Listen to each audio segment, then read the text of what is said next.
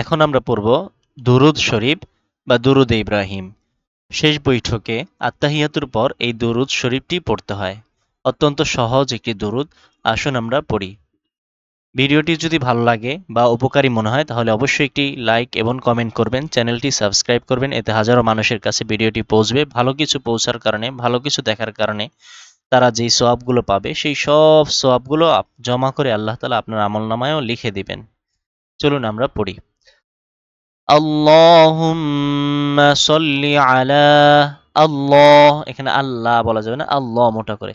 আল্লাহুম্মা মিমে গুন্না, সল্লি আলা, আলাতে এক আলিফ টান। আল্লাহুম্মা সল্লি আলা মুহাম্মাদিউ ওয়া আলা আলি মুহাম্মাদ, মিমে কিন্তু গুন্না, এই যে এখানেও কামা সল্লাইতা আলা ইব্রাহিম وعلى آل إبراهيم إنك حميد مجيد اللهم بارك على محمد وعلى آل محمد كما باركت على إبراهيم وعلى آل إبراهيم إنك حميد مجيد